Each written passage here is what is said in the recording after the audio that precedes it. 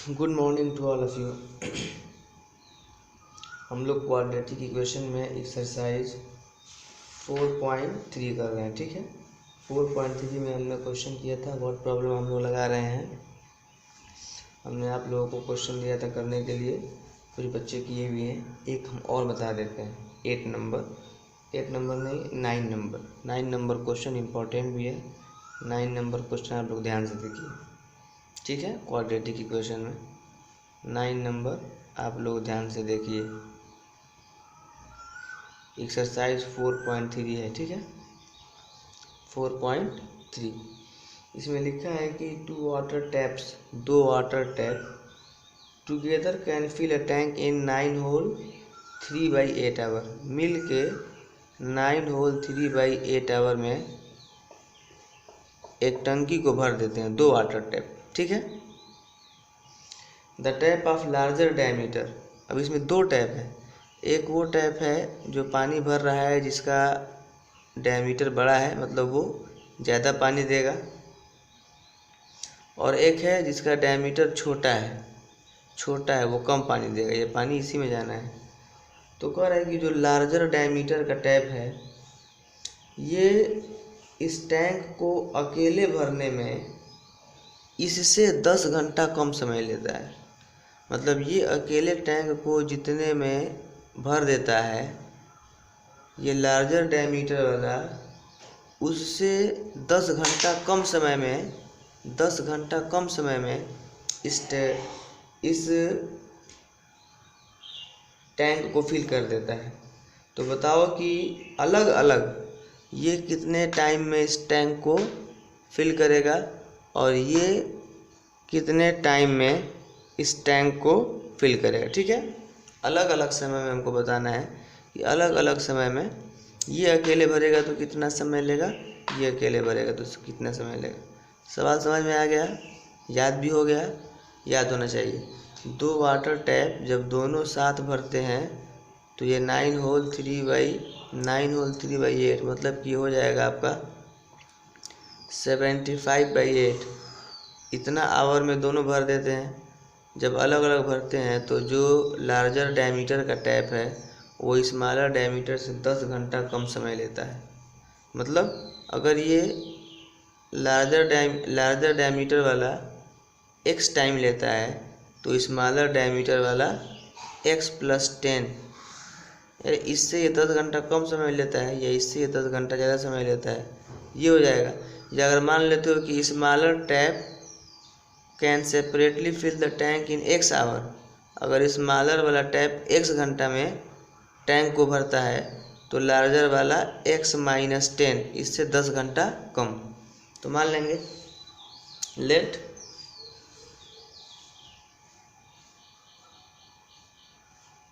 Tap of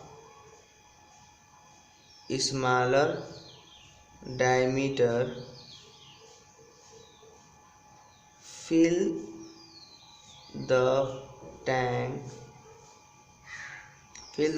in x hour, then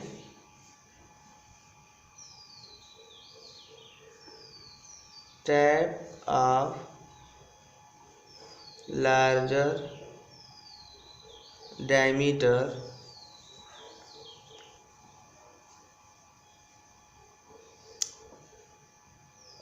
will fill the tank in x - 10 hour। आ रही बात समझ में? Tap of smaller diameter fill the tank in x hour, then tap of larger diameter will fill the tank in x - 10 hour. अब इसके बाद आप लोगों का देखिए हम कैसे करते हैं। अब ये स्मॉलर डायमीटर का टैप x घंटा में पूरा टैंक भर देता है। तो 1 घंटा में कितना टैंक भरेगा, 1/x था ना कि एक काम को 25 दिन में कर देता है। तो एक दिन का काम क्या होता था, 1/25। तो लिखेंगे smaller diameter tap can fill the tank in 1 hour. चाहे smaller diameter tank 1 hour work, ये भी लिख सकते हो। स्मॉलर डायमीटर 1 आवर वर्क, 1 घंटा में कितना काम करेगा। तो पूरे काम को ये x घंटा में कर देता है। यहाँ पे क्या काम का है, टंकी को भरना, तो पूरे काम को ये 1 घंटा में कर देता है। तो 1 घंटा में 1/x हो जाएगा, माने टंकी का ये 1/x पार्ट भर देगा। Smaller diameter tank 1 hour work, smaller diameter tap, फिर larger diameter tap 1 hour work क्या हो जाएगा, ये हो जाएगा 1/x - 10। बड़े वाला डायमीटर 1 घंटा में कितना पार्ट भरेगा, 1/x - 10। अब दोनों मिल के कितने घंटा में भरते हैं, तो दोनों मिल के 9 होल 3/8 आवर में भरते हैं। इसका मतलब 75/8। तो दोनों मिल के इतना घंटा में पूरा टंकी भर देते हैं। तो दोनों मिल के 1 घंटा में कितना टंकी भरेंगे, 8/75। ये भी उल्टा हो जाएगा। तो क्वेश्चन के हिसाब से अकॉर्डिंग टू क्वेश्चन क्या हो जाएगा, 1/x, मतलब कि छोटे टैप वाले का 1 घंटा में काम, बड़े टैप वाले का 1 घंटा में काम, प्लस दोनों का मिल के 1 घंटा में काम। तो जो दोनों का मिल के 1 घंटा में काम होगा वो 9 होल 3/8 का उल्टा होगा। तो ये 75/8 है, तो ये क्या हो जाएगा, 8/75। अब ये हमारा क्वेश्चन बन जाएगा। और एकदम ये क्लास 8 पे आप लोग पढ़े उसी तरह का है कि दोनों मिल के उस टंकी को 9 होल 3/8 या 75 में हो जाएगा। ये 75/8 आवर में दोनों मिल के भरते हैं। तो दोनों मिल के 1 घंटा में कितना भरेंगे, ये 1 घंटा का है ना दोनों टैप का, तो इसका उल्टा कर देंगे 8/75। और अब इसको सॉल्व कर लेंगे, तो आंसर आ जाएगा। ठीक है, अब आप सॉल्व कर लीजिए। सॉल्व करेंगे तो क्या होगा, यह एलसीएम हो जाएगा x और x + 10, यहाँ हो जाएगा x और x - 10, x और x - 10, ये x - 10 प्लस x हो जाएगा और ये 8/75। ठीक है, आगे हम इरेज करते हैं। अब ये आगे सॉल्व कर देंगे तो ये हो जाएगा, यहाँ से ये x + x 2x - 10/x² - 10x, और ये हो जाएगा 8/75। अब ये मल्टीप्लाई करना पड़ेगा, ये हो जाएगा 8x² - 80x =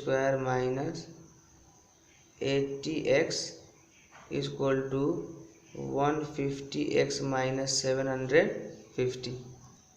x वाले को एक तरफ कर लो, ये 8x² - 80x - 150x + 750 = 0। अब ये हो जाएगा 8x² माइनस ये 230x + 750 = 0। अब इसके बाद ये थोड़ा सा सिंप्लीफाई करते हैं, सब 2 से कट जाएगा, 2 से कटेगा तो ये हो जाएगा तुम्हारा 4x² - 115x और प्लस इसका आधा हो जाएगा 375 = 0। अब देखो इसके बाद वही काम करना पड़ेगा, इसको फैक्टराइजेशन मेथड से सॉल्व करोगे तो इससे इसको मल्टीप्लाई करोगे, 2 नंबर सोचोगे जोड़ने पे क्या आ रहा है, तो इससे मल्टीप्लाई करोगे तो ये आपका हो जाएगा 1500। क्या हो जाएगा, 1500। अब 2 नंबर सोचो जिनको मल्टीप्लाई करने पे 1500 आए और जोड़ने पे 115 है, तो बड़ा आसान है। ये 100 × 15 तुरंत सोच लिया गया। जोड़ोगे तो 115 आएगा और गुणा करोगे तो 1500 आएगा। ठीक है, ये आप लोग ध्यान दीजिएगा। अब यहाँ से हम फैक्टराइज करते हैं।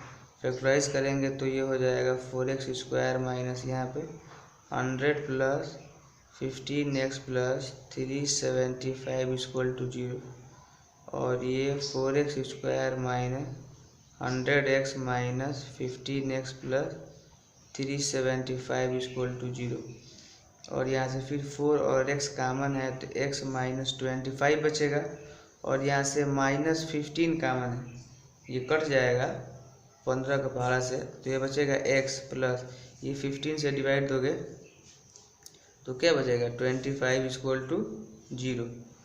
सॉरी, यहाँ से माइनस कॉमन किए हो तो ये माइनस हो जाएगा। अब ये आपका हो जाएगा x माइनस 25 कॉमन हो जाएगा, और ये बचेगा 4x माइनस 15 इक्वल टू 0, और ये हो जाएगा x माइनस 25 इक्वल टू 0, और यहाँ से हो जाएगा 4x minus 15 equal to 0। x का एक वैल्यू हो जाएगा 25 और दूसरा हो जाएगा 15/4।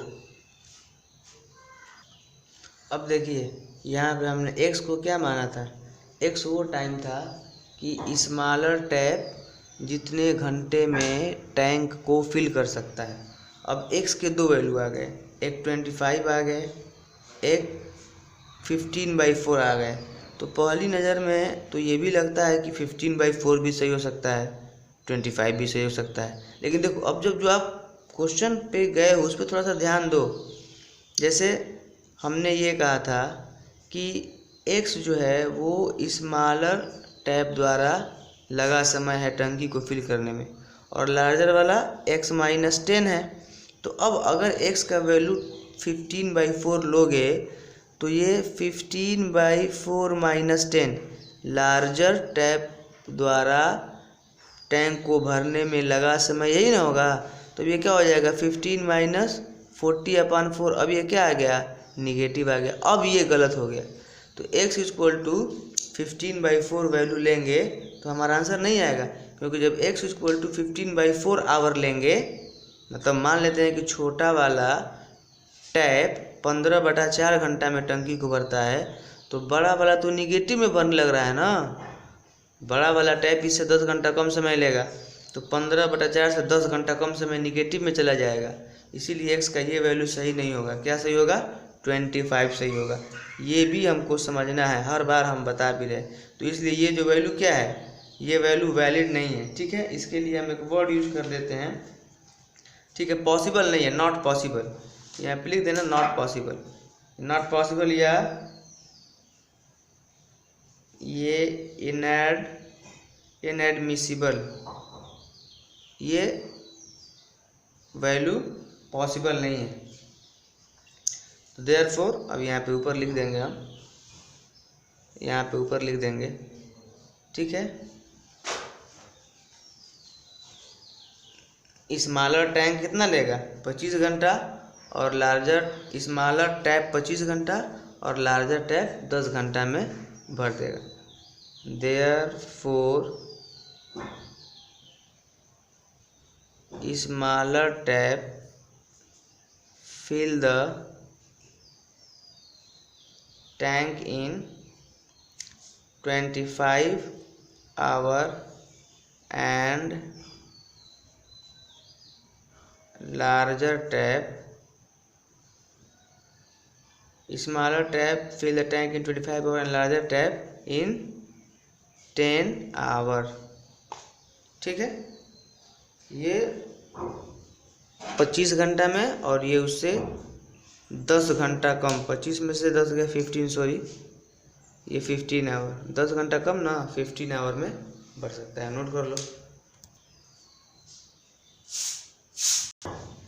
अगला जो हमारा टॉपिक है बहुत आसान है, हम पीछे से ही इसको बताते आए हैं, बस इसमें थोड़ा सा समझना है। नेचर ऑफ रूट्स, क्या नेचर ऑफ रूट्स, ये सब आप जानते हैं, नेचर ऑफ रूट्स।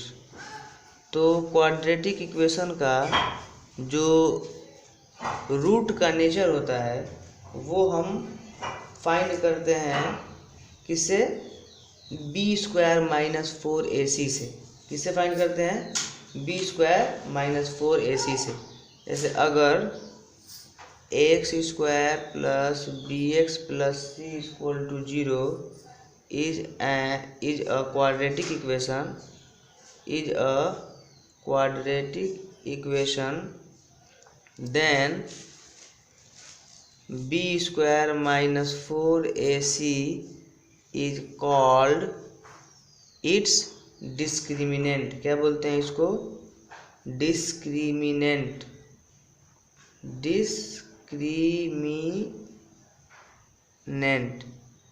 ठीक है, और इसको हम d से डिनोट करते हैं, d से, d equal to b square minus 4ac। ठीक है, तो जो नेचर ऑफ रूट्स है इसी d पे या बी स्क्वायर माइनस 4ac पे डिपेंड करता है, जो आप पहले से ही जानते हैं। जैसे अगर d या बी स्क्वायर माइनस 4ac, अरे अब तक हम d नहीं कहते थे, लेकिन बी स्क्वायर माइनस 4ac तो पीछे कई बार आ चुका है। तो अगर d का वैल्यू या बी स्क्वायर माइनस 4ac 0 से बड़ा हो जाए तो इसके दोनों रूट्स क्या होंगे? रियल और डिस्टिंक्ट। रियल होंगे और अलग अलग होंगे। ठीक है, roots are real and distincts. Two roots real and distinct. Distinct का मतलब होता है अलग अलग। जैसे एक रूट √2 आएगा तो दूसरा 5 + 1/√2 आ जाए। ऐसे दोनों रूट्स रियल हैं, ये रियल नंबर है, लेकिन अलग अलग है। कब? अगर बी स्क्वायर माइनस 4ac का वैल्यू 0 से बड़ा हो जाए तब। और अगर d का वैल्यू मतलब बी स्क्वायर माइनस 4ac ये 0 हो जाए तो आप तो जानते ही हैं, अगर 0 हो जाता है तो दोनों रूट्स क्या आ रहे थे? अगर बी स्क्वायर माइनस 4ac 0 आ रहा था तो दोनों रूट्स क्या आ रहे थे? इक्वल आ रहे थे। दोनों रूट्स इक्वल आ रहे थे। ठीक है, दोनों रूट्स क्या थे? इक्वल थे। तो टू रूट्स आर टू, अगर बी स्क्वायर माइनस 4ac या d 0 हो जाए तो two roots are real and equal. Real भी होंगे, रियल मतलब रियल नंबर होंगे या रेशनल, इरेशनल, इंटीजर, सब रियल एंड इक्वल। और इक्वल भी होंगे, दोनों रूट्स क्या होंगे? सेम होंगे। पिछले कई क्वेश्चन में आ चुके हैं। और अगर d या b square minus 4ac less than 0 हो जाए, 0 से छोटा मतलब कि निगेटिव हो जाए, तो no real roots. Real roots होंगे ही नहीं, नो रियल रूट्स। ठीक है, नो रियल रूट हो जाएगा। नोट कर लो। अब मेरा थोड़ा सा एक बात सुन लीजिए कि अगर देखिए यहाँ पे हम रूट जो निकालेंगे जनरली क्वाड्रेटिक फार्मूला से निकालेंगे। वो क्वाड्रेटिक फार्मूला क्या है? x equal to minus b plus minus under root में बी स्क्वायर माइनस 4ac/2a। याद है ना? अब अगर मान लीजिए कि d 0 होता है, तो जब d 0 होता है तो दोनों रूट सेम होंगे। जब d 0 होगा तो x इक्वल टू क्या हो जाएगा? Minus b plus minus under root में 0। d 0 का मतलब क्या? d 0 का मतलब बी स्क्वायर माइनस 4ac 0। ठीक है, discriminant b square minus 4ac ही को ही कहते हैं। ये 0/2a होगा, या ये क्या हो जाएगा? माइनस बी अपान प्लस माइनस 0/2a, या x equal to minus b/2a। तो अगर d 0 होगा तो दोनों रूट्स क्या होगा? x equal to minus b/2a। हम यहीं से निकाल लेंगे, x equal to minus b/2a। अगर d 0 होगा तो पूरा हम फार्मूला बार बार नहीं लिखेंगे, डायरेक्ट लिखेंगे कि x equal to minus b/2a। और b ए तो आप जानते ही हैं क्या है? b क्या है? अरे क्वाड्रेटिक इक्वेशन है, ax square plus bx plus c equal to 0। तो b क्या है? कोफिशिएंट ऑफ x है, a क्या है? कोफिशिएंट ऑफ x स्क्वायर है। तो पूरा हम जानते ही हैं कि जब d 0 है तो हमेशा ये 0 होगा, हमेशा ये 0 हो जाएगा, बी स्क्वायर माइनस 4ac। जब d 0 होगा रूट्स इक्वल होंगे और दोनों रूट्स माइनस b/2a के बराबर होंगे। यदि ये पूरा 0 हो जाएगा तो माइनस b/2a ही ना बचेगा। ठीक है, अब इसके बाद एक्सरसाइज 4.4 लास्ट चैप्टर है, क्वाड्रेटिक इक्वेशन का हमारा लास्ट एक्सरसाइज है। एक्सरसाइज 4.4 बहुत आसान है। पहला लिखा है कि find the nature of roots of the following quadratic equation. Nature of roots बताना है। If the real root exist, और अगर रियल रूट एग्जिस्ट कर रहा है, रियल रूट किस में होता है? जब डी बड़ा होता है 0 से, जब डी इक्वल टू होता है 0 से। ये दोनों केस में रूट्स रियल होते हैं, मालूम है ना। इसमें रियल एंड डिस्टिंक्ट, इसमें रियल एंड इक्वल। ठीक है, तो अगर रियल रूट एग्जिस्ट करता है तो उनको फाइंड भी करो। सबसे पहले नेचर ऑफ रूट्स बताओ कि रूट्स कैसे हैं इस इक्वेशन के, और अगर रियल रूट्स हैं तो उनको सॉल्व करके दिखाओ। मैं पहले का दूसरा करता हूँ। पहले का दूसरा, ये क्या है? 3x² minus 4 under root 3x plus 4 equal to 0। सबसे पहले कंपेयर कर लेंगे। अरे ए बी सी हमको चाहिए, तो ए क्या है? 3 है, बी क्या है? -4 अंडर रूट 3 है, -4 अंडर रूट 3 है, और सी क्या है? 4। नेचर ऑफ फ्रूट्स बताना है तो सबसे पहले डी निकालेंगे, b² माइनस 4ac, तो b² मतलब -4 अंडर रूट 3 का स्क्वायर, b² माइनस 4, a की जगह पे 3, c की जगह पे 4। ठीक है, b² माइनस 4ac, तो ये हो जाएगा 4 × 4 = 48, और माइनस ये भी क्या हो जाएगा? तो ये भी 48 हो गया। तो अब ये 0 आ गया, 0 आ गया। Therefore roots are real and equal. Roots क्या है? रियल और इक्वल हैं। तो कैसे निकालेंगे? Direct x = -b/2a। अरे क्यों 2a? समझ रहे हो ना? अरे पूरा ये करोगे, मैं फिर बता रहा हूँ आखिरी बार। x = -b plus minus under root में b² माइनस 4ac/2a। तो ये b² माइनस 4ac तो 0 आ गया, तो ये पूरा 0 हो जाएगा, तो बचेगा ही नहीं, तो -b/2a ही ना होगा। ठीक है, तो आप लोग ध्यान दीजिए, -b/2a। अब इसको सॉल्व कर लो। Roots are real and equal, और ये एंड गिवन बाई लिख लो। एंड गिवन बाई मैंने कैसे निकाला जाएगा? Given by x = -b/2a। तो देखो माइनस, और b की जगह पे -4 अंडर रूट 3/2a, 2, और a की जगह पे 3, तो ये आपका हो जाएगा 4 अंडर रूट 3/6। फिर ये 2 से कट भी जाएगा, ये आपका हो जाएगा 4 अंडर रूट 3/6 हो जाएगा, और ये 2 से कट जाएगा, 2 हो जाएगा, और ये 3 हो जाएगा। अब ये 2√3/3 हो जाएगा, 2√3/3। फिर √3 से ऊपर नीचे मल्टीप्लाई कर दो, तो मल्टीप्लाई कर दोगे तो ये हो जाएगा 2 × 3, और नीचे 3 अंडर रूट 3, और 3 से 3 कैंसिल हो जाएगा, 2/√3 बचेगा, और दूसरा रूट भी क्या होगा? 2/√3। दोनों रूट्स इक्वल होंगे। ठीक है, क्योंकि डी क्या आया है? 0 आया है। जल्दी से आप लोग स्क्रीनशॉट कर लीजिए। अब देखो क्वेश्चन नंबर दूसरे का दूसरा मैं बताता हूँ, ध्यान से समझिएगा। ऐसे क्वेश्चन बहुत होते हैं, RS अग्रवाल आपको लगाना है, क्योंकि इसमें एक्सरसाइज के लिए ज़्यादा सवाल ही नहीं है, एक 2 सवाल दिया है। दूसरा सवाल ये कह रहा है कि find the value of k का वैल्यू फाइंड करो for each of the following quadratic equation so they have 2 equal roots. इनके रूट्स इक्वल हैं, दोनों रूट्स इक्वल हैं। तो दोनों रूट्स इक्वल कब होते हैं? जब डी 0 होता है। ठीक है, दोनों रूट्स इक्वल हैं, दोनों रूट्स इक्वल हैं, तो डी 0 होगा, तो के का वैल्यू बताना है। पहला तो आसान है, क्वाड्रेटिक इक्वेशन के फॉर्म में है। दूसरा हम बताते हैं। ठीक है, दूसरा हमारा है, एक मिनट, दूसरा है हमारा kx, और यहाँ पे x - 2 और +6 = 0। तो अब ये मल्टीप्लाई कर देंगे तो ये क्या हो जाएगा? kx² होगा ना, मल्टीप्लाई करोगे तो kx² - 2kx + 6 = 0। यहाँ पे a का वैल्यू k है, और b का वैल्यू -2k है, और c का वैल्यू 6 है। Since roots are equal, roots equal दिया है ना, roots are equal, roots equal हैं, तो d क्या होगा? 0 होगा, मतलब b² - 4ac क्या हो जाएगा? 0 हो जाएगा। तो b² का मतलब माइनस 2k का स्क्वायर माइनस 4 a के जगह पे k और c के जगह पे 6 इक्वल टू 0। तो ये हो जाएगा 4k स्क्वायर माइनस ये हो जाएगा 24k